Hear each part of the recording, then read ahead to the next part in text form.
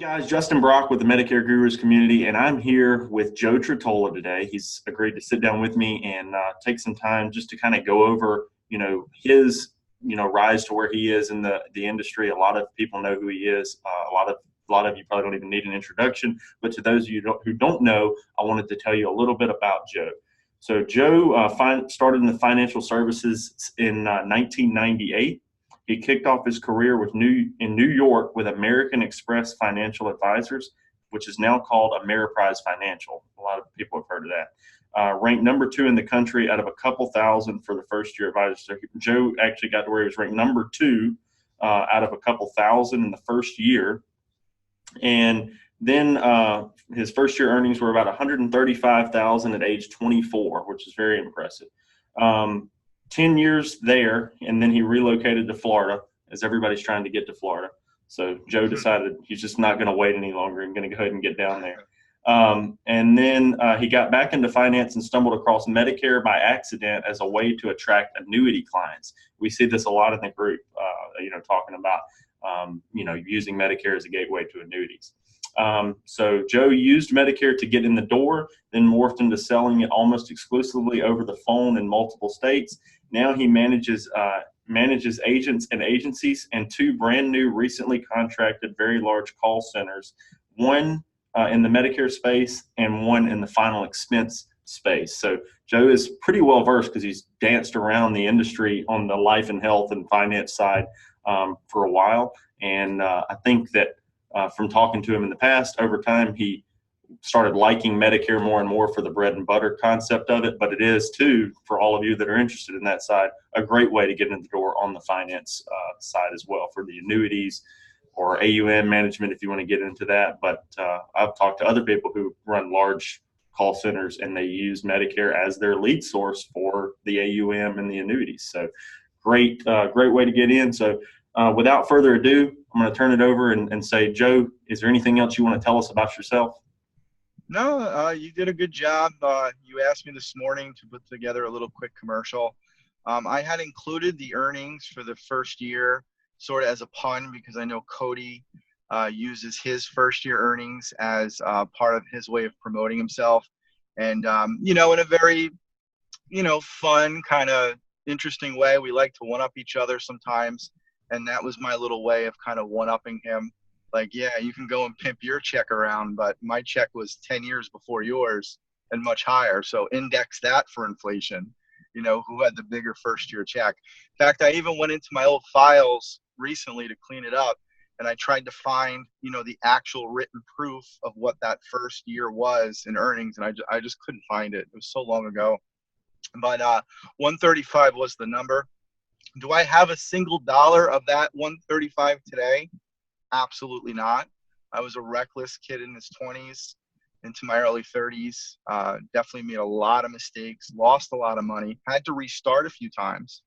So, but you said it right. I stumbled across Medicare completely by accident. It was just a part of our world that I knew nothing about. I was trying to get the financial services going down in Florida as an independent. It really wasn't happening. I had just come off of the year. It was 2008 when I left Ameriprise. I came back into the industry 2010. So I missed those whole 2 years when everybody lost their shirt.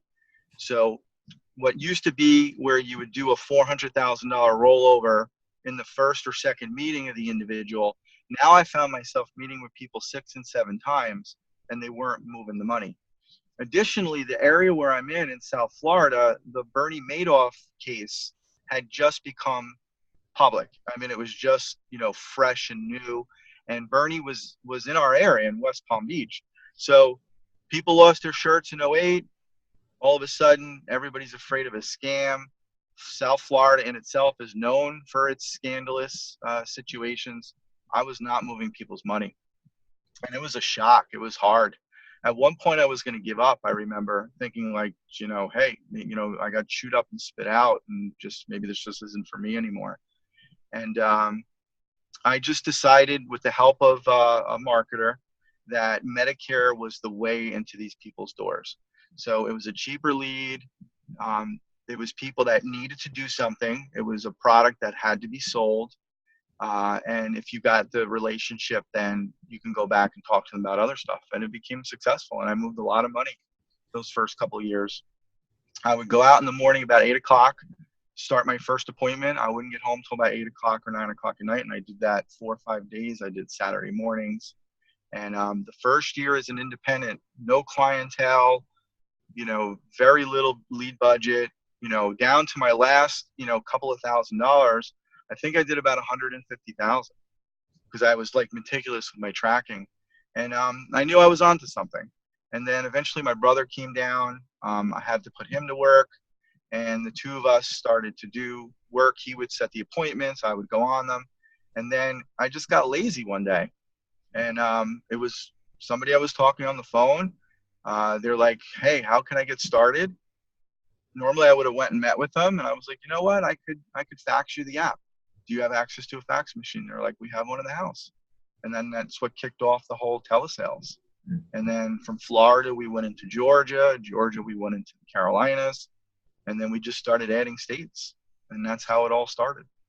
And now it's like I cringe a little bit if I have to go to somebody's house. Jesus, I got to leave a little early. I got to drive up there. Yeah. Can't we just do it over the phone? Right. I'm the same way. So, and now my I have taken a step back from personal production, which part of me is like, well, maybe I shouldn't have, or maybe I shouldn't. And I decided to go for the long-term plays. And they have since paid off because I just recently contracted a very large under 65 call center. And we introduced this exclusive product that we have, the critical illness through Mutual of Omaha. They signed the contract. They did $15 million in premium last year. This is going to be a huge ticket. It's going to be their leading product that they sell. We're rolling it out to all their downlines. As a result of that, one of the partners just funded another company that wants to sell Final Expense over the phone. I have an exclusive with them. Another company that does prescription assistance just opened up a Medicare agency. I have an exclusive with them. And that's kind of how the whole thing has just rolled, which is awesome. I'm spread thin, but I'm looking at the big picture.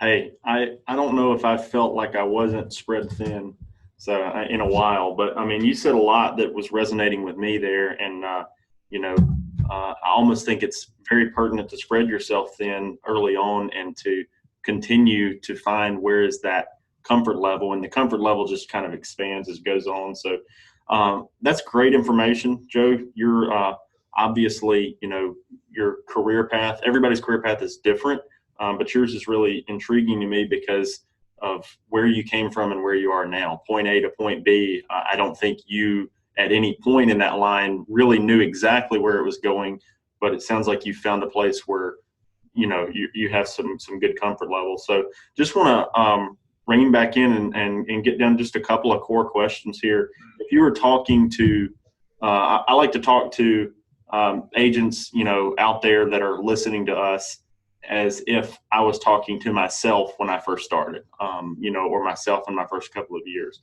And one of the things that I like to ask right away is, why should agents consider selling Medicare, and not just as the gateway to annuity, but why, what reasons would there be? And before I go on, I just remembered I should tell you that my first year income was not as big as yours or Cody's. So, Okay. so you both got me on that one. But yeah, so to hit that question again, let me pull my video back up here. So why, the question is why would somebody go into Medicare? Right. I mean, the main reason is it's the renewals. It's there's two main reasons. One would be the renewals, but two, you're selling a product to somebody that they absolutely need. Like, they absolutely need it. When people turn 65, if they don't have access to coverage to their job and they're not on lower income type of platform, they need to make a decision. They have to do something, whether that decision is nothing, whether the decision is to get a Med Sup, or whether the decision is to get a Med Advantage. They have to make a decision. And there's just so much information out there that for the common person, it's hard. It's overwhelming. It's confusing. It's cumbersome. somebody that they can trust to help them guide through these decisions. I mean, it's a huge demand in the industry. And so what I like about it is it's a feel-good product. You don't have to actually sell it to them. You just have to explain it to them. And then if you do a good job and you're responsive to their questions and, they know that you're there, you don't have to call them 5 times a year. But as long as they know that you're there and you respond to them almost immediately, same day type of response, they will forever be your customer. They will not move away from you. They'll always go to you first, even if somebody's trying to take them away into a different carrier. And that's the beauty of it. I mean, the retention rate, I don't know what your retention rate is, but we're way over 95% on Medicare supplements. We only lose Medicare supplements when the people die or they move to a state where, just like Alaska or something, we're just not licensed, and nor will we be. And they wind up going with the local person there. And that would be it. Yeah. So our retention, same way, especially on MedSup, over 95%. The only time we tend to lose them is if we failed in answering their inbound phone call to shop their own rate. That's a common thing. But the funny thing about that is they're not calling anybody else. They're calling the guy they got the first one from to shop their rate, because we did a good job explaining initially that we represent multiple companies and that if their rate goes up, they just call us back and then we'll shop it, So that'd be the only time we lose it. But that's a perfect point. I kind of want to go to another question that I didn't coach you for, but it's just kind of like a good, I think it's a very important question. One of the reasons that my income wasn't as high as yours and Cody's the first year is I went full-fledged into Medicare. I didn't take large advances. I think I was taking 9-month advances initially. Going full-fledged into Medicare is hard because the renewals are great, and I don't regret it at all, now. But initially, I didn't sell a lot of final expense. I didn't sell a lot of annuities, and it's kind of twofold, because in my eyes, I'm glad that I mastered one thing, so I didn't get too crazed. And now I do talk about bundling and cross-selling a lot, but I mastered one product first. However, that first year or two was really difficult because income was really low. I had a wife and 2 kids at the time, little kids. The house that we were able to afford at the time was kind of in the ghetto, so there was a lot of sacrifice made in the beginning, and so if I knew, I don't know if I'd do anything different because of where I'm at now, but I think there may be a lot more intent. If I had to start all over, what I would probably do is sell a little more final expense and annuities on those Medicare clients. So I thought you might have some good insight on that, because you do talk a lot about final expense as well. So if you were starting all over and having to make an income and provide for a family right away, what would be your product mix and your initial mentality over phone sales versus knowing everything you know now? What would you try to do just to provide for your family the best you could initially? It really depends on what door I would want to walk through. Would I want to walk through the Medicare door, or would I want to walk through the final expense door? The final expense door wouldn't be my preference, but it would be for the individual just with maybe a limited budget. The leads are lesser expensive. You can technically door knock them and not have any fear and whatnot. But I would push the agent to walk through the Medicare door and teach the agent that you have to have the mentality that it's far more difficult to acquire a new client than it is to service an existing client. It costs more money, it takes more time, and it costs much more energy to do that. So the minute you have a client, the minute they sign the application and say, yes, I'm so happy to be your Medicare client, you now have a relationship. And you may not want to do it on that first encounter, but when you go into the next encounter to tell them that their policy's been approved and here's your policy number and everything's fantastic and your doctor's going to love it, at that point in time, the whole sales screen is down. They're relaxed. They trust you. Right. You've pulled through so far. You've met your obligations. You've proven to them that you are who you say you are. So you can start to talk about other products and services, and you'd be amazed. All you have to do is ask, and they will open up to you. And I'll give you a case in point. I was sitting next to a new agent yesterday that never sold insurance before. He's heading up the Medicare agency for the company. He owns a big prescription assistance company, and he started the Medicare agency. We're the upline for them. And I was literally sitting next to him. He goes to call the client back to tell him that it doesn't make sense for him to change his current Medicare plan because his current plan is superior after we did the analysis. And he was about to hang up the phone, and I shouted out, ask about insurance, ask about final expense. And just as he was hanging up the phone, he goes, oh, by the way, I'm really sorry. The person sitting next to me said I should ask you about life insurance. Have you ever inquired about anything about your burial? Turns out the guy did have 2 conversations. Long story short, after 15 minutes, he took an app for a final expense life insurance policy for a $600 premium, all because he asked one question. And that's all it is. It's all about asking a question. So to answer your question, I would zero in on Medicare, and I would have a final expense product, a cancer product, hospital indemnity product. And that's really what that crowd purchases easily and quickly. Okay, yeah, they buy annuities too, but the annuity prospect is not, it's not always the standard Medicare person. Right. You have to penetrate that relationship a little bit deeper. They're not willing to just instantaneously turn over their bank account statement to you, because you sold them a plan G. But they'll talk about everything else. And then the more products you have with the person, the more likely they are to refer you to others. The more likely they are to do more business down the road. So I operate with the mentality that once you have the client, you have the relationship, and then you can start to do other stuff. Now, do I do it all the time? No. My time sometimes is all messy. So if I get a referral for a Medicare, I just quickly do the Medicare app. And then I say to myself, all right, the next time I talk to them, I'll bring up the other stuff. And sometimes it happens, sometimes it doesn't. But if you're laser focused in Medicare and that's your bread and your butter, then you absolutely should be cross-selling every single time. It's just a way to implement it, though. Right. You don't want to overload the person all the time. Yeah.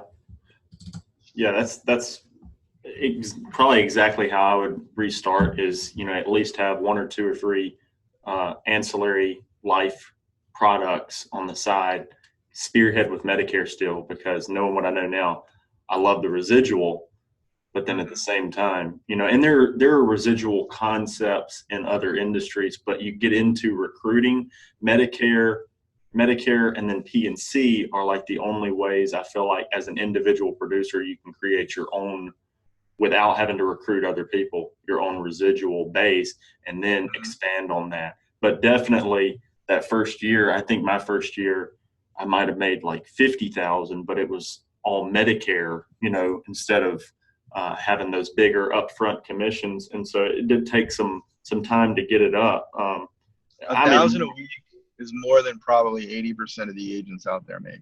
Yeah. I think it's important to really talk, since we're on the cross-selling topic, I think it's really important to talk about like what the difference is. If you're just selling a standard med sup to somebody and you're doing a PDP, you're in the 350-ish range commission. Yeah, some are 4, some are 3 together, but you're like at the 350 range commission. You throw dental in there and cancer, you just double that. You're at $700 easily. And then if you throw a final expense in there, you could be easily at $1,500. Right. So $700, $800. And then on the Medicare Advantage side, if you introduce HI and cancer, which are the 2 huge holes in those plans, somebody gets cancer in a Medicare Advantage, they're maxing out like the first day they go in for chemo. And you can turn that Medicare Advantage plan from $482 easily to $800. Right. I mean, easily. So if you're doing 1 a day, which is not difficult in our industry, it's actually expected. If you're doing 1 a day and you're doing all these add-ons, you just do the math.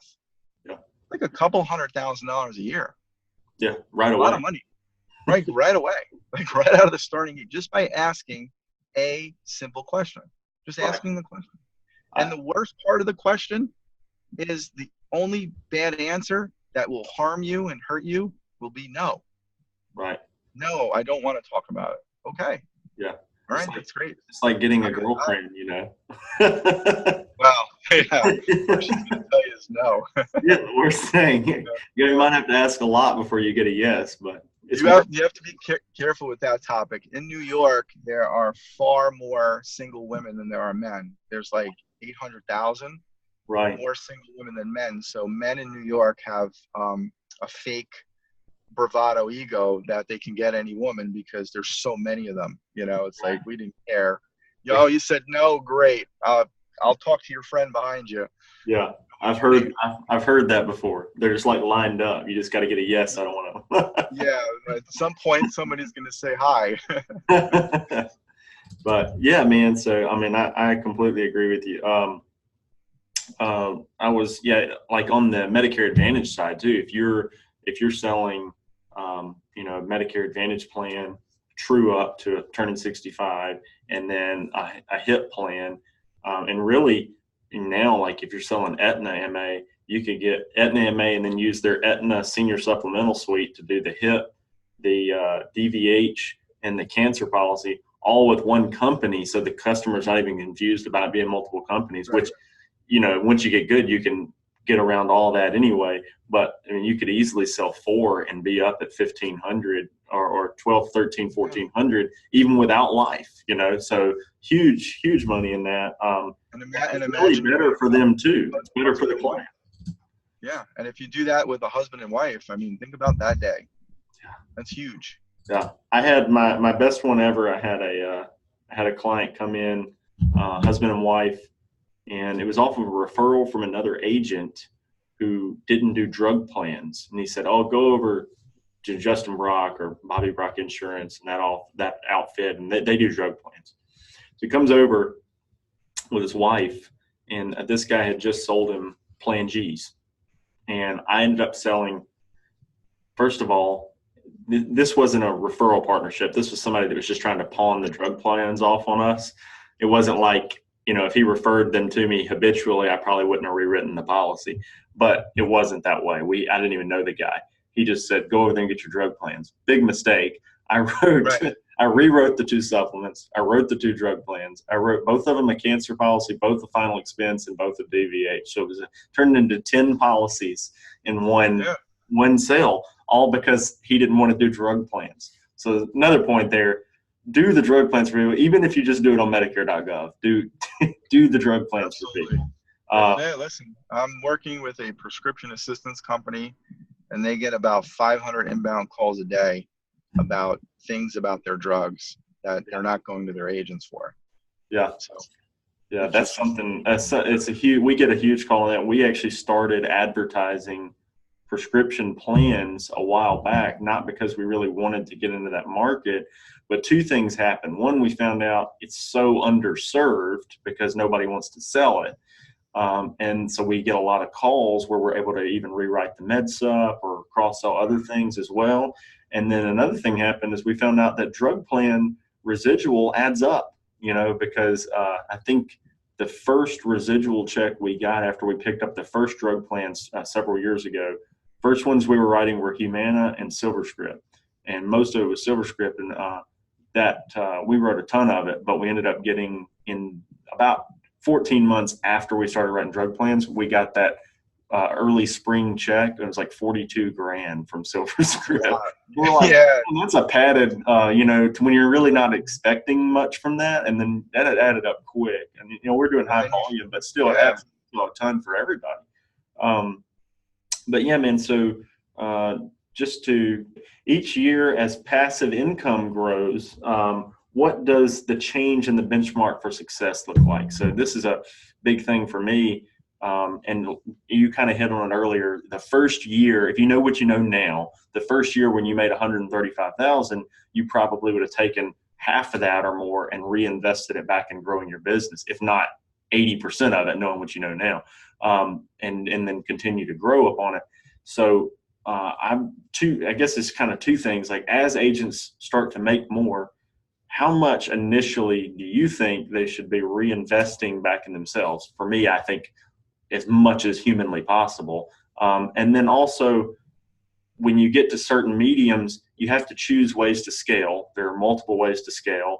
How, if you were doing it all over again, I kind of go back to that default. What ways would you scale? Would you just reinvest to buy more leads and continue to go up, or would you get to a point where you had a base and get into helping other agents? What do you think is the most effective scaling mentality? I think it really comes down to what the agent ultimately wants to do.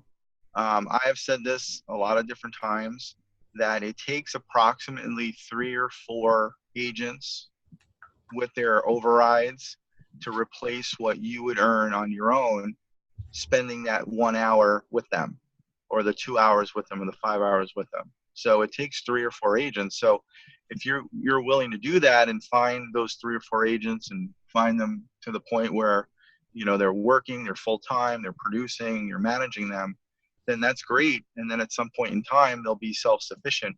But it takes a lot of investment to do that. I made that money that first year when I was 24 years old, but the very second year, which was my sophomore year, I slumped. I went into the sophomore slump, and I don't even think I cracked 60,000. Yeah. Because I played golf, I hung out, I went on vacations. I had all this money. It was a different time in 1999 and 2000 than it is today. Things didn't cost as much. The advice I would give today is, at the end of your first year, and you're going to start your second year, just repeat what you did your first year. Mm-hmm. Don't stop working harder, because really your renewals will start coming, but it's kind of walking up a flight of stairs as they come. Month 1's going to be really low, then month 2 and month 3. So it's really until you get the end of your second year do you really start to see the fruits of the renewals.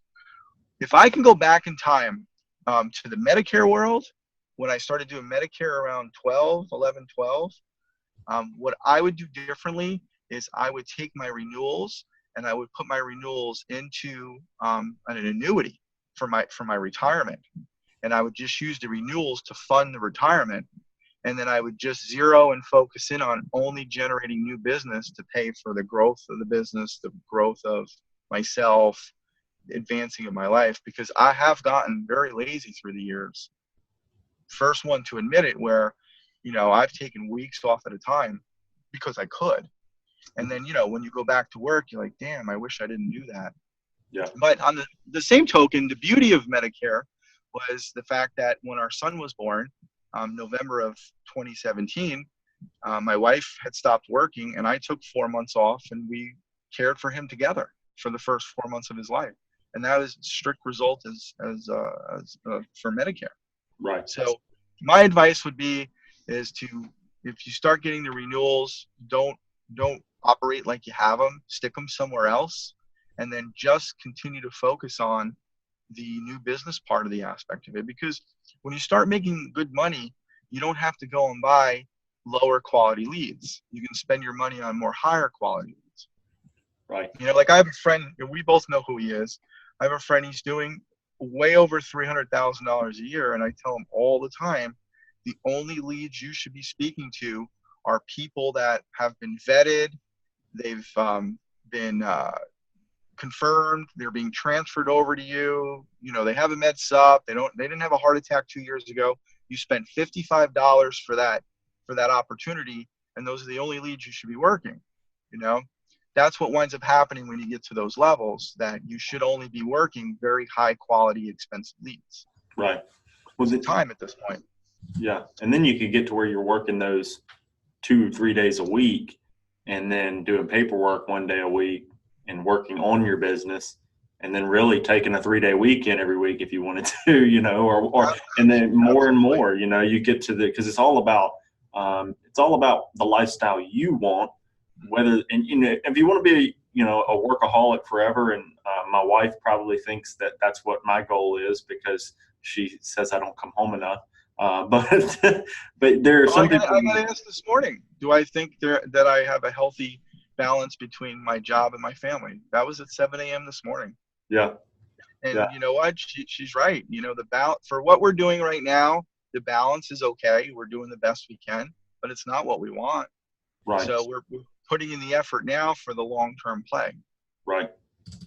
We come back to the same conversation. I'm trying my best to get to here so that I can scale back, but not feel like I'm losing a lot of, but income or setting myself up for failure in the long run. So we're kind of putting in the infrastructure, I feel like.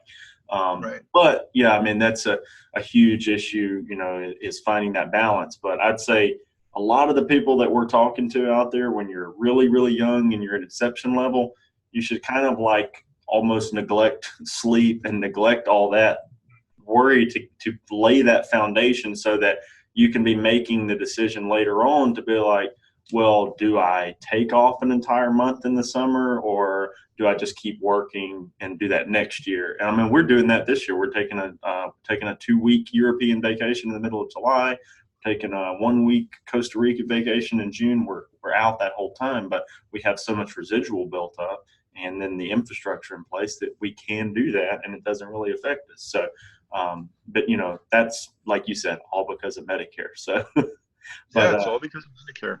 yeah.